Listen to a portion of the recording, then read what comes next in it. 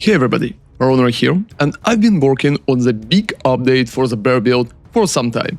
And it's been absolutely amazing. So right now I'm ready to present to you the final bear. This bear build variation is focused on handling the most difficult content in the game, such as overbuffed temple or overrun abysses, with ease. The bear has almost 140% of movement speed, huge AoE, rarity for farm, and more than a million tooltip rampage damage when buffed, and more than 600k in hideout unbuffed in the damage variation. Plus, it explodes everything you touch, and in maps, everything is going to go poof immediately when you're going to touch any kind of monsters. Going forward, I will showcase all the changes and will provide all information that you will need to priority in case if your budget is tight. Feel free to subscribe to the channel to not miss updates or other great builds, and let's go!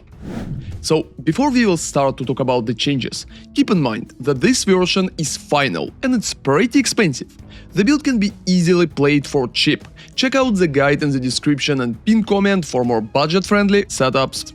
Also, if you encounter an item that costs too much in your opinion, don't worry about it and just don't buy it. Almost none of those are mandatory to play the build in the late endgame. So first off, let's talk about our main skill, which is a Rampage, and the damage of the Rampage. So when you're checking the damage, tooltip is pretty inaccurate tool for that, and Path of Building at the moment not calculating Rampage properly as well. So as a reference, you need to use the damage when you're standing up, so use small, you're going to stand up and your damage is going to increase. If you will just base it on the tooltip, that's probably going to be the best setup. However, I don't really believe that Atalui is worth it in the most situations, so replacing it with Burgeon is a pretty good idea. And the highest possible damage setup is going to be like Rigvelds, Heft, Concentrated, Uul-Netols and Burgeon. But there is a big downside. With such setup you're going to lose too much rage per second and your Rampage will be only 10 seconds long. I consider it not really that comfortable to play, so replacing Heft with Efficiency is probably the best idea. It's going to lead you to the setup with Rigvelds, Efficiency, Concentrated Uul-Netols and Burgeon.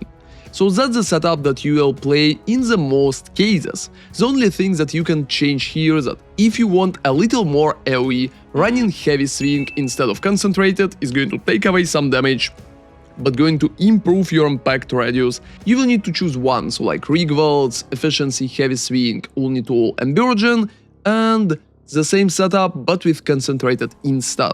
Another interesting topic, if you don't have enough money for Uul-Netols Embrace, which is pretty expensive at the moment, you can replace it again with Momentum or Concentrated and keep the Heavy Swing in the setup as well. However, if you have enough currency for it, it's providing pretty nice bonuses, especially additional break armor, so feel free to use it too. So, talking about the rest of the setup is very basic and very similar to what we had before. So Shockwave totems with Overabundance, Urgent totems, Rapid, Orax Smelting and Armor Break. Those are used only for bosses and just like very tanky rares, so just put the totems first, they will break armor and help you with DPS. I'm not using Ferocious Roar almost at any situations and keeping it in the build just in case, so you can completely ignore it. Walking Calamity is pretty important for damage, so get it as high as possible in terms of levels. Both for Rampage you can get like level 21 from Corruption, same goes for Walking Calamity, you can get 21 from Corruption too. So Elemental Armament, Prolonged Duration, Concentrated, Diala's Desire and Xop Fire are probably the best possible setup at the moment. So if you don't have money for either Diala's or Xop Fire, feel free to replace it with Elemental Focus.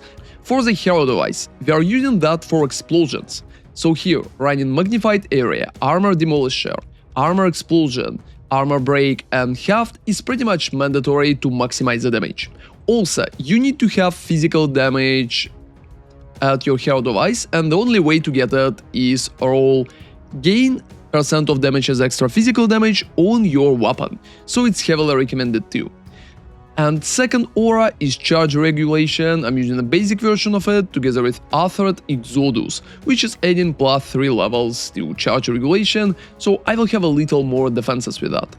Pounce here is not really necessary and used only to get out of textures if Headhunter were teleport you to textures. It's happening very rarely, not even once per day, but there have been a few bad situations when I got teleported in the texture, so I still keep pawns around for it. And on top of that, we also still have a Furious Slam with Fist of War, Heft, Aftershock, Close Combat and Heavy Swing. It's pretty nice to kill additional monsters with that, and it's feeling pretty comfortable too.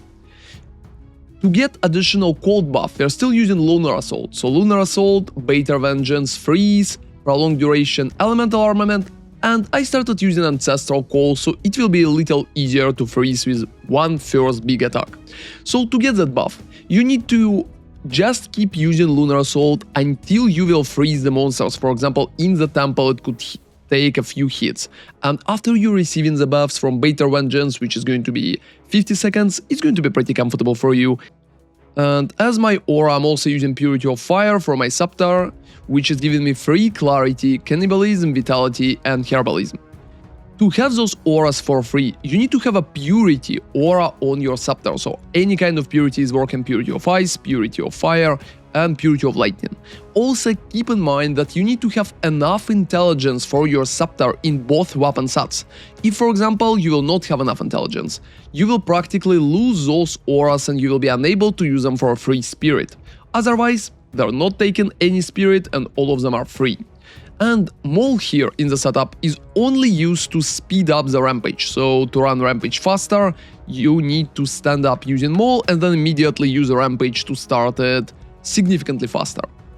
For Maul, just run Rapid Attacks, Rage, Cold Attunement, Leech, and you can run Heft too. Now let's talk about gear changes and 3 changes. So for the gear, the biggest change that I made is pretty much using Warrior Invictus. I'm using Warrior Invictus with Chaos Resistance, Life and Elemental Resistance. I think that's a pretty strong combination that can help us a lot with capping resistances and getting a lot of additional life. Inside, I'm using Soul Core of Jikwani for additional life too, that way we can literally break 3000 life and go up. So Warrior Invictus could come with 4 sockets, you will be absolutely fine with that. But generally 5 sockets is obviously the best. I will also showcase a little later how you can cap your armor and have a big amount of armor with that setup. So at the moment I have 22,000 of armor and 25,000 armor to elemental, which I believe is pretty good. And it's kinda hard to achieve with Warrior Invictus, so I'm going to cover it too. So for the rest of the items, I'm currently using the Rare Amulet with +3 level of all melee skills and a lot of rarity, so rarity at the top, rarity here and rarity here. The main idea is to get as much rarity as possible while having +3 to all melee skills and life. If you can get armor and mana regeneration on that, it's going to be pretty comfortable, but the main idea is just life, rarity and level of all melee skills. For the rings, I'm currently just stacking additional attributes, rarity and as high damage as possible, so all 3 possible types of damage. For the second ring, I recommend to run both leeches, so leech physical as mana and leech physical as life. It's just providing a lot of quality on life and feeling pretty good. Getting rarity and additional damage here is also recommended, so keep that part in mind. For the gloves, again, having plus melee skills, attack speed and increase of socketed effects, together with some additional damage and life, is also recommended. However, those gloves could be pretty expensive if you don't have such opportunity. Drop increase effect, and you can even drop attack speed or extra damage as well. So just get plus level melee skills, some flat damage at least 1, and life that's going to be more than enough in the most cases, as the runes Idol of Sirius for attack speed and Grateful for rune All of the Claws. At the Headhunter is a nice recommendation to run increased armor, corruption if you have it, if you don't just use a normal Headhunter instead. For the helmet, you will need triple sockets for Tazamoto, Idol of Ishta and Bear Idols, so like all of them together are working pretty nice. And helmet itself could be anything with life, rarity and some resistances.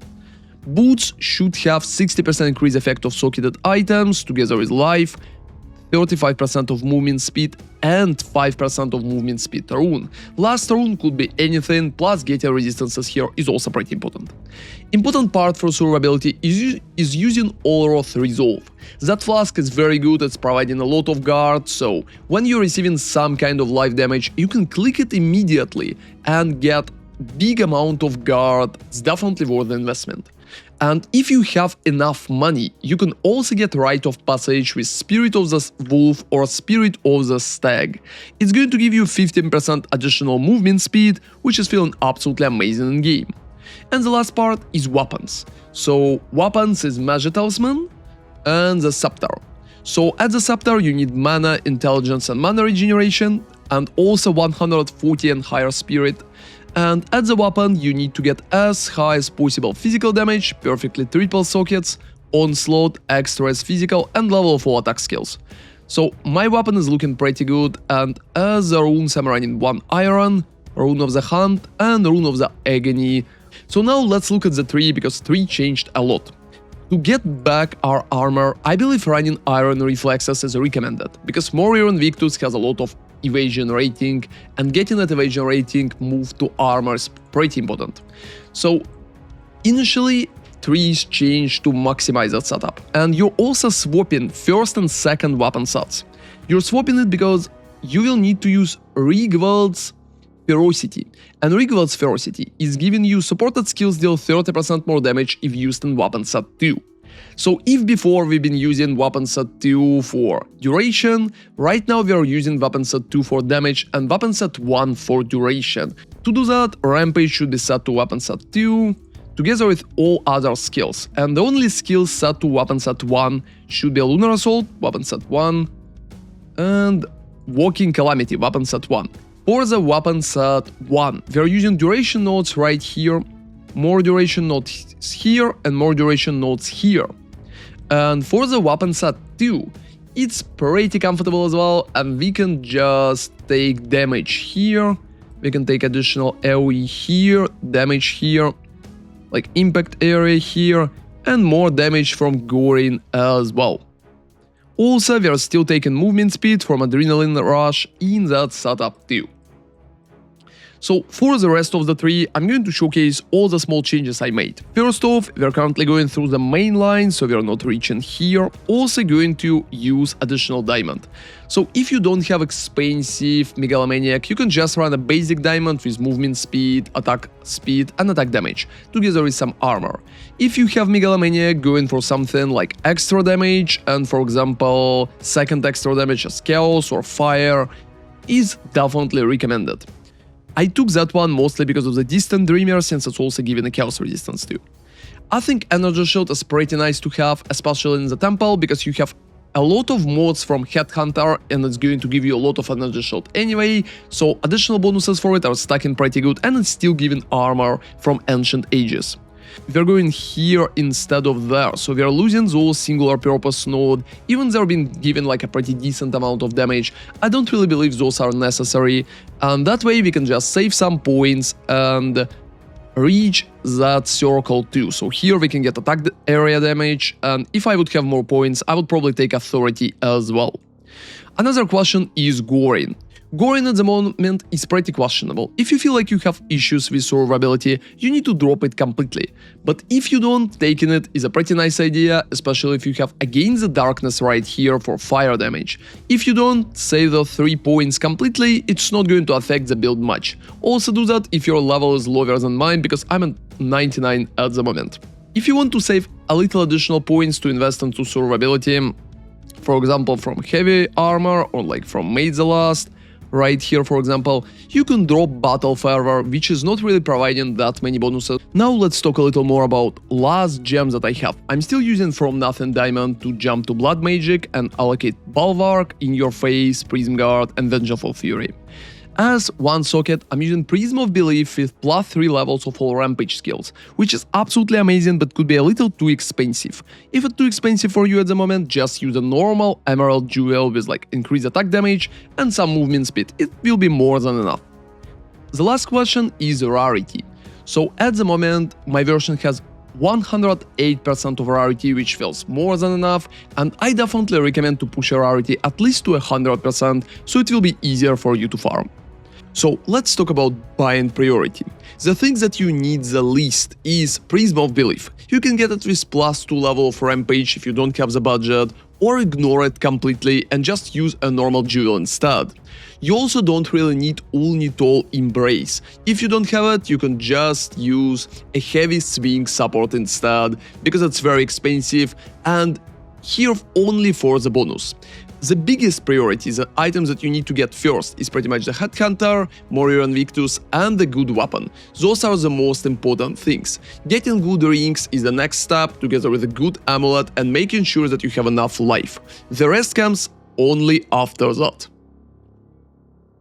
Thank you very much for watching, and I believe that version of the bear is very close to be final. Check out the guide for additional information and all the changes if there's going to be something else, and hope you're enjoying the bear as well. See you next time, and ronarray out.